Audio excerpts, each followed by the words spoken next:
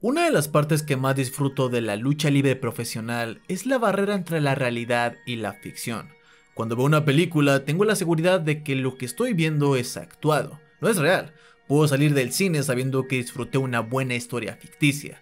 Cuando veo un partido de fútbol, tengo la seguridad de que estoy viendo un encuentro completamente real, supuestamente al menos. Pero con la lucha profesional nos encontramos en un punto medio interesante. Vemos un show pactado donde profesionales altamente entrenados saben lo que tienen que hacer de acuerdo a un guión, pero al mismo tiempo hay un componente real. Los luchadores son humanos que tienen que volver a casa cuando el show acaba, pero eso no significa que su historia se pause. Si son despedidos, si se lesionan, si tienen una mala relación real con algunos de sus compañeros, eso afecta a las historias, eso las hace atrapantes. Desde siempre han jugado con el público tratando de hacer que suspendan su incredulidad. Un buen luchador puede interpretar a un personaje, pero solo uno increíble puede hacerte creer que sus palabras, sus acciones están fuera del guión. Y uno de los maestros en ese arte es sin dudas CM Punk. CM Punk ha alcanzado un estatus de leyenda siendo un maestro de las palabras, alguien que no solo puede dar buenas luchas y destrozarte en el micrófono, sino que llegó a un punto en el que se convirtió en un símbolo de resistencia, alguien que podía jugar con el guión para decir lo que nadie tenía el coraje de decir, para ser la voz de los que no tienen voz. Tenía la capacidad de hacerte creer que estabas viendo un suceso histórico, un drama real convertido en una historia de ficción, y es por eso que hoy me gustaría repasar un poco de su personaje, comprenderlo para entender cómo es que CM Punk se convirtió en el mejor en el mundo. Yo soy Rando, esto es Bullet Wrestling. La historia de Philip Jack Brooks es humilde. Se crió en los barrios de Chicago en una familia de pocos recursos, y como se podrán imaginar, fue muy cercano a la cultura punk y a la escena hardcore desde niño. Él se sentía desplazado, no sentía que recibiera la misma atención por parte de sus padres que sí le daban a sus hermanos, así que, en cierta forma, el punk fue su refugio. Aunque específicamente lo que definió su vida muy temprano fue su padre. Él era un alcohólico que le daba muchos problemas a su familia, y aunque él menciona que nunca fue violento, su alcoholismo sí creó muchos problemas con ellos. Ver a su padre en ese estado incrustó en él una creencia propia del punk. Él adquirió el estilo de vida straight edge, es decir, una vida sin alcohol, drogas o tabaco. Un camino que muchos podrían considerar aburrido, pero la vida de Philip siempre estuvo rodeada de una pasión que podía llenar cualquier vacío, el wrestling. Él creció rodeado de figuras como Rowdy y Roddy Piper, heels que hacían enojar a la gente y que no daban un carajo por lo que otros pudieran pensar de él. De esta forma, iniciando su carrera en promociones simples con rings construidos en el patio de una casa, pero de a poco se iba formando un nombre entre los aficionados de las indies.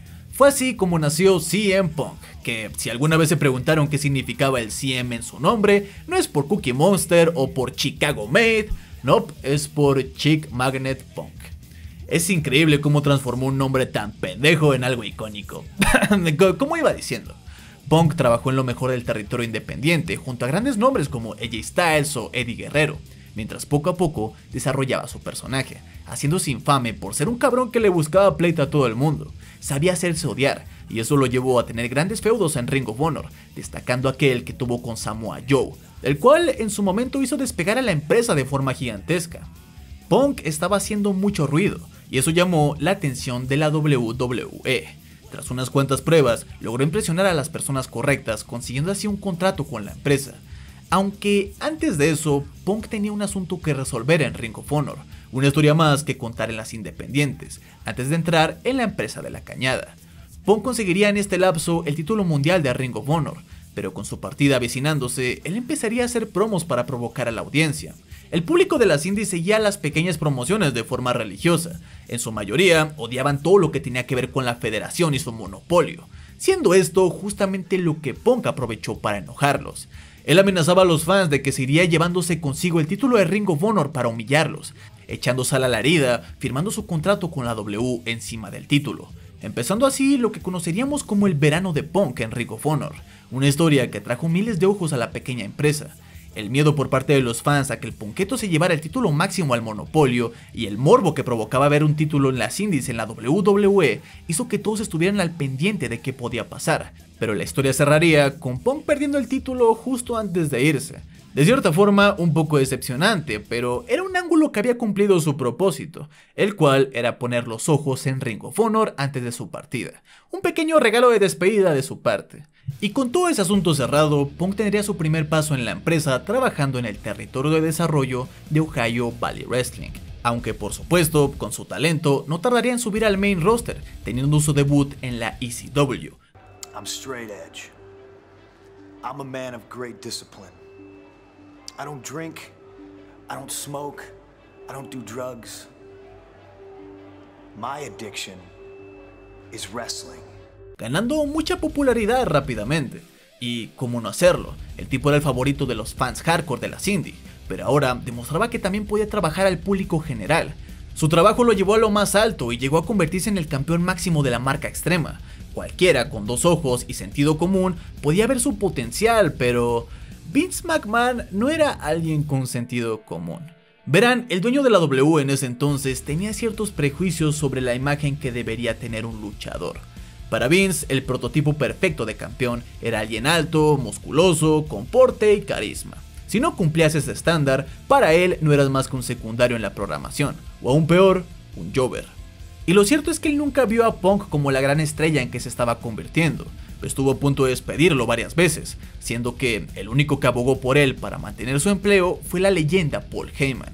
El punketo no era del agrado de Vince, pero aún así los números y las reacciones no mentían. Esto es un negocio y él vendía. Fue por esto que tuvo una carrera con mucho protagonismo. Llegó a ganar el maletín de Money in the Bank 2 veces, se hizo con el título mundial pesado en unas cuantas ocasiones, tuvo un feudo legendario contra Jeff Hardy y llegó a ganar los títulos Tag Team junto a Kofi Kingston, pero aún así algo fallaba. Punk sentía que no podía mostrar su potencial al 100%, su personaje daba para mucho más de lo que estaba haciendo. Punk era un villano natural y necesitaba un espacio para demostrar todo de lo que era capaz, y afortunadamente le dieron la oportunidad. Fue ahí donde formó uno de los stables más icónicos de la empresa, la Straight Edge Society, un grupo donde junto a Luke Gallows, Serena y Joey Mercury, Punk pregonaba su estilo de vida al público y buscaba adictos para rehabilitarlos. Y ustedes se preguntarán, Rando, ¿qué tiene de villanesco pregonar una vida sin alcohol ni drogas? Bueno, dejando de lado que eso no es vida a ojos del buen Vince, Punk convirtió esta corriente en una secta. Le hablaba al público en un tono altanero en que se creía mejor que todos por seguir este camino. Creía que solo él estaba en lo correcto, y eso ya era motivo de odio. Pero el caso es que su personaje había evolucionado al de un mesías. Los adeptos a los que salvaba se convertían en lacayos a sus órdenes, lacayos a los que humillaba públicamente rapándolos. ¿Sabías que cuando tomaba el micrófono se iba a venir un sermón para cualquiera que tan solo se bebiera una cerveza de forma casual? Sin mencionar que Punk era un villano natural que genuinamente sabía dar miedo. Happy birthday, dear Aaliyah. Happy birthday.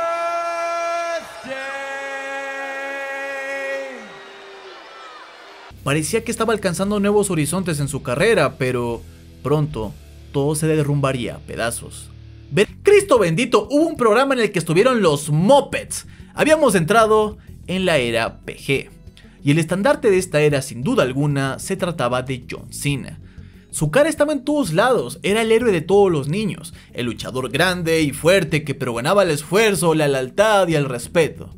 Era el ídolo de todos los pequeños, la cara de la compañía. Y la verdad es que desde el punto de vista financiero, mover toda la programación a PG era la jugada correcta.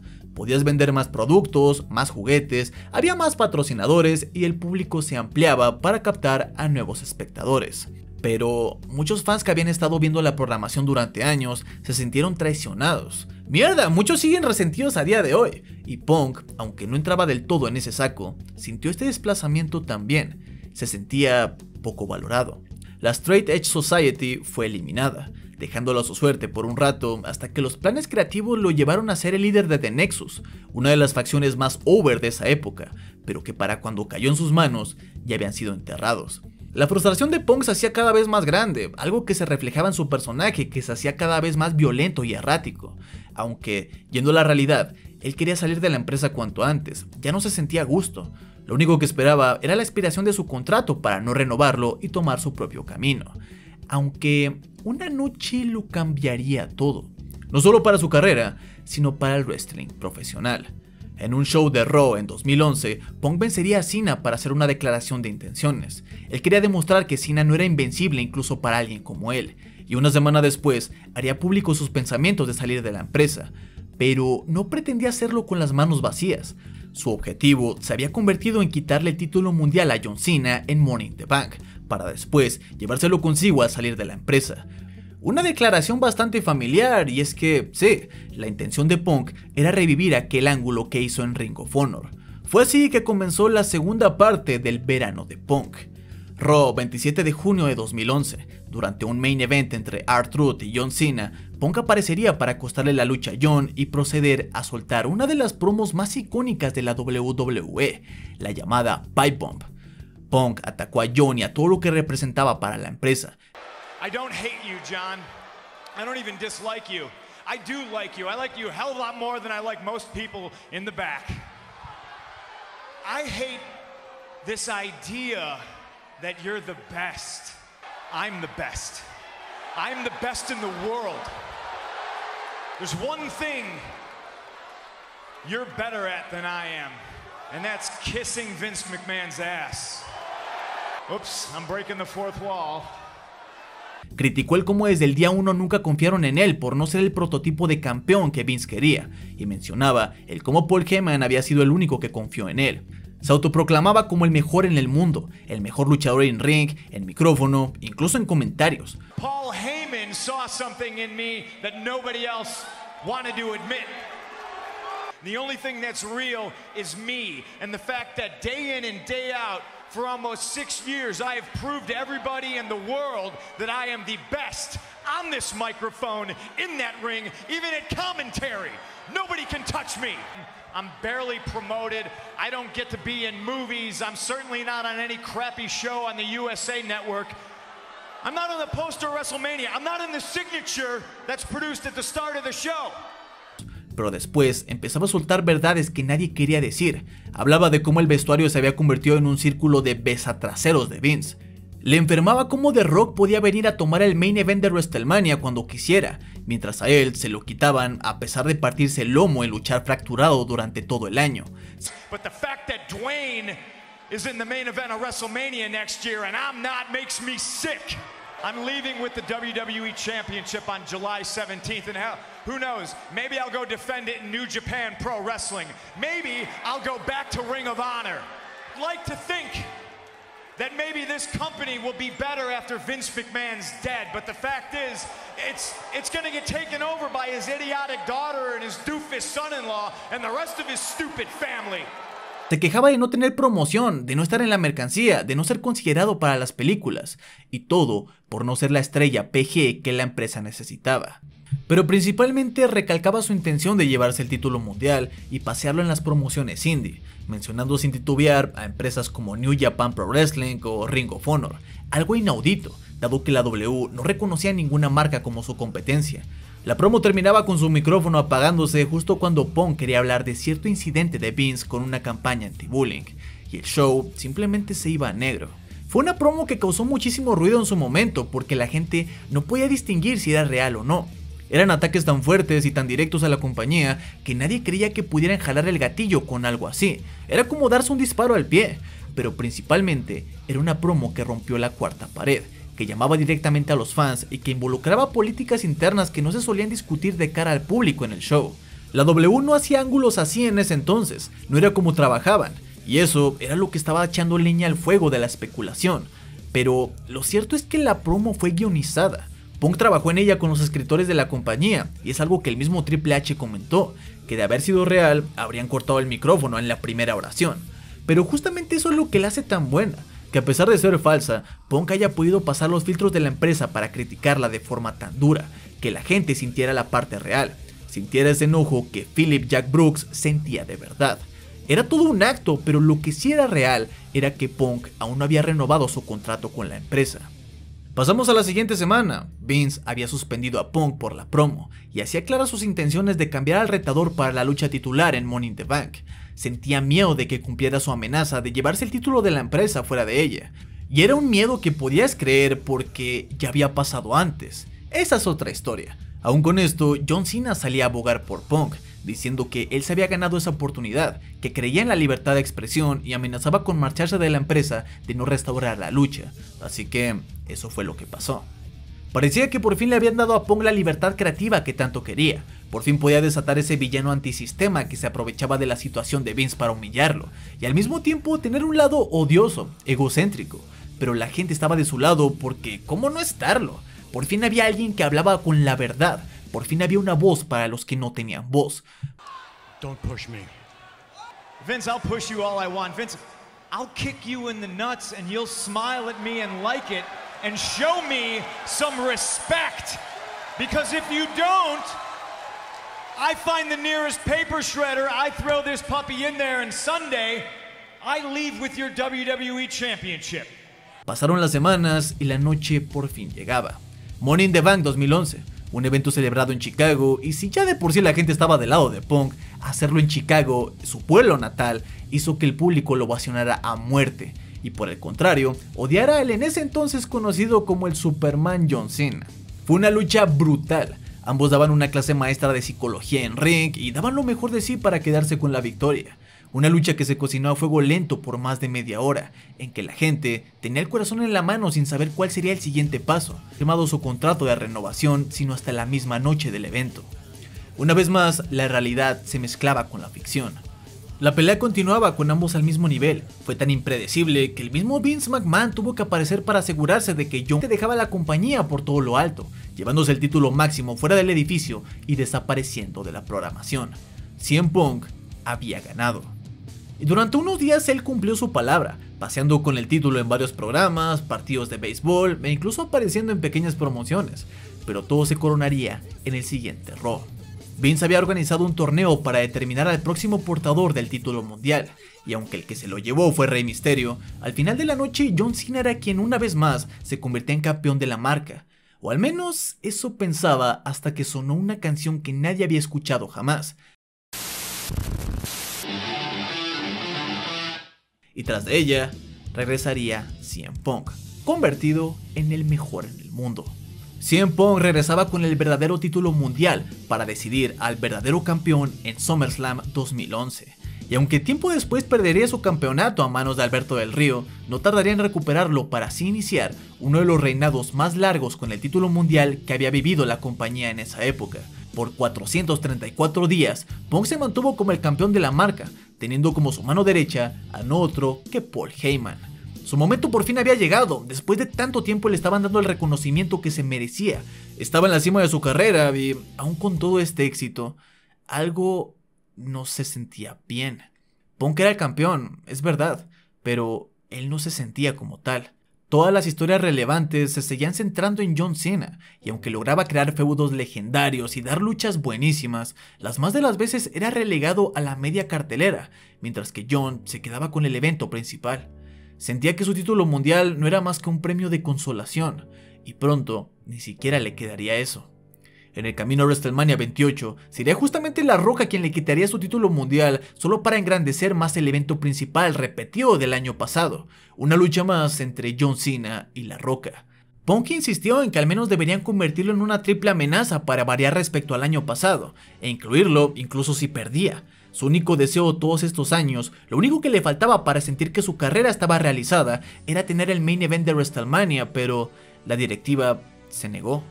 El Punketo seguía haciendo lo mejor con lo que tenía, dando uno de los mejores combates en la racha del Undertaker, pero al final su carrera se iría hundiendo más y más en historias sin sentido, mientras que las jóvenes promesas tenían un ascenso meteórico. Los escritores modificaban sus ideas, su rumbo se había retorcido, y al final no hubo una pipebomb que lo salvara esta vez. Punk estaba desencantado con la lucha libre, y aún así, él no fue quien tuvo la última palabra en salir de la empresa, sino que fue directamente despedido el día de su boda.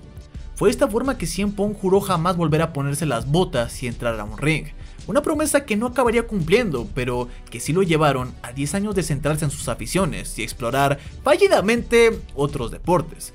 Pero aunque Punk se había ido, su espíritu de rebeldía seguía con la gente. Incluso años después de su partida, la gente seguía coreando su nombre cada vez que estaban inconformes con el rumbo de la empresa. Cada vez que trataban de venderles otro Superman, cada vez que la empresa quería manipularlos para hacerlos querer a un luchador que detestaban, cada vez que la lógica era tirada por la borda a cambio de hacer dinero, es ahí donde el nombre de CM Punk sonaba.